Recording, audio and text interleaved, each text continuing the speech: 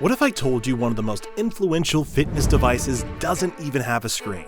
When Whoop launched, its screenless design looked almost reckless in a market addicted to notifications and step counts. Yet today, athletes like LeBron James and Cristiano Ronaldo openly rely on it to guiding their training.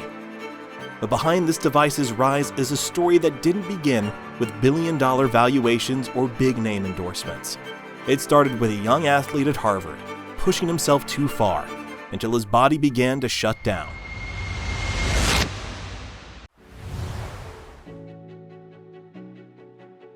The turning point came during a match when Will Ahmed felt his chest tighten and his heart race out of control. It was a panic-like episode, and Tess didn't explain it. He was captain of the Harvard squash team, training harder than most, yet his results kept slipping. That moment showed him something was missed in how athletes trained. He saw a pattern. He could keep the same intensity and schedules, but feel different each day. Coaches tracked effort, not recovery. He went to Harvard's medical libraries and read over 500 papers on physiology. The research was clear. Performance is driven by heart rate variability, sleep stages, and respiratory rate. Signals most devices ignored. This hit close to home. He was worn down and losing his edge. The data showed his body needed days to recover after heavy loads, but standard plans pushed daily strain. Athletes were told to work harder while no one tracked the cost. He made that gap his focus. After graduation, he chose not to go into finance. He set out to build a tool that measured what mattered.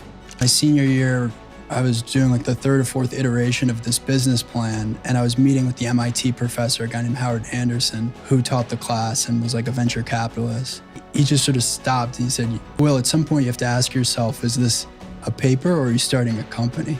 He teamed up with classmates John Capodalupo and Aurelian Nicole. With support from Harvard Innovation Labs, they started the groundwork for Whoop. What began as a personal need became a clear mission: give athletes the insights he lacked. Not step counts or another score, but a view into strain and recovery so they can perform at their best. The first prototypes captured that idea, but getting it into the world was harder than they expected. When other wearables chased bright screens and notifications, Whoop chose a different path: no display. In 2015, that looked like a flaw. Over time, it became the feature that set it apart.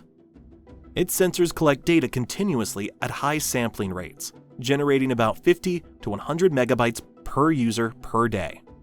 That level of data lets Whoop capture metrics like heart rate variability during slow-wave sleep, which feed the daily recovery score.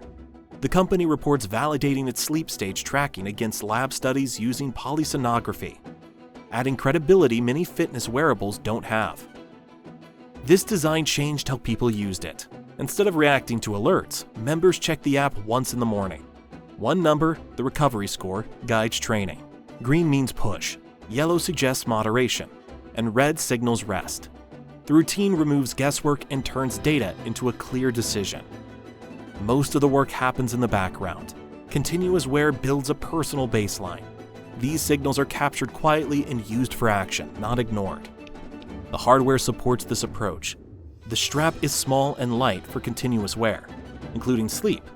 When wrist wear isn't allowed, like in some combat sports, athletes can place the sensors in compatible clothing.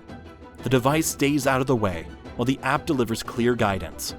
By choosing subtraction over addition, Whoop avoided becoming just another smartwatch. The missing screen wasn't a weakness. It enabled deeper measurement and clearer direction. To make that stick with a wide audience, one more element was required: trust. The real stress test for Whoop came in 2015, when the team launched its first device at $500, with no screen. Leadership thought the price would set it apart as a tool for elite performers, who cared about deep physiological data, not wrist features. The bet was wrong and almost sank the company. Fitbit led the mass market with devices under $200. Apple pushed into the high end with the watch, adding apps and notifications. Next to those, Whoop's simple strap, costly and display-free, confused most buyers. Even serious athletes hesitated. Coaches didn't want to outfit a whole team at $500 per person. Strong recovery metrics and continuous biomarker data couldn't overcome the price wall. The model also slowed growth. Selling hardware made revenue uneven. Cash went into manufacturing up front, while the device lasted for years. Customer acquisition costs rose, with no ongoing income from current members. The real value was in software and algorithms, but updates didn't generate new revenue once the device was sold. By 2017, the team stepped back. The band wasn't the product, it was a data collector. They asked a new question. What if members paid for outcomes instead of the gadget? In 2018, Whoop unlocked its potential by moving to a subscription-first model. Members paid about $30 per month for access to the analytics platform. The strap was no longer the product, it was the conduit. The product was the data, insights, and coaching that could improve daily. The results came fast. By 2024, Whoop reached about 1.2 million paying subscribers and an estimated $400 million in annual recurring revenue. Retention was high, well above the category norm. Many members stayed engaged long after the usual hardware interest fades.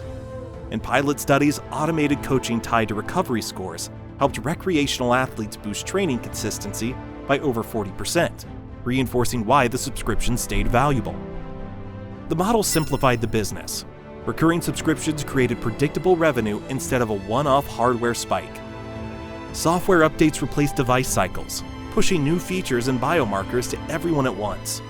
The longer a member stayed, the more accurate their baselines became, increasing value for both the user and the company. Daily usefulness was clear. The average subscriber wore the device around 23 hours a day, often for more than 2 years. One of Whoop's most visible turning points came when LeBron James wore the strap during NBA games. Seeing a screenless band on one of the most watched athletes sent a strong signal of legitimacy. Around the same time, Michael Phelps used Whoop to tune his Olympic training. These placements were deliberate. The plan was to let elite results speak louder than ad spend. If top athletes trusted the data, serious competitors took notice. Cristiano Ronaldo went further. He invested and became a public advocate. He shared his metrics on social media. These moments created a halo effect. When world champions relied on Whoop, the influence spread. Amateur athletes, coaches, and fitness fans saw the focus on recovery and strain, not steps or calories. The link to peak performance stuck, and Whoop shifted from novelty to a tool for serious training. Partnerships added more credibility. After winning a competition among hundreds of applicants, Whoop secured exclusive rights to NFL players' health data through the NFL Player Association. This positioned Whoop as a trusted third-party platform. Deals with Major League Baseball, the PGA Tour, and CrossFit expanded visibility and distribution, embedding the device in daily routines across sports. In the US, athlete visibility drove consumer adoption. Universities and corporate wellness programs followed and adopted Whoop at scale. For Whoop, the challenges shifted from building better sensors to protecting the trust those sensors required. In 2025, that trust faced new tests. A proposed class action suit claimed Whoop shared user activity data with a third-party tracker, Segment, without proper consent. The filing argued this could violate privacy laws, such as the Video Privacy Protection Act. There was no verdict, but the claim hit a core promise. Members' health data should stay private and controlled by their choices. The claims raised broader questions about handling sensitive data. Whoop's policies said access was limited to authorized staff. Yet the suit showed how sleep, recovery, or workout logs could flow into outside systems.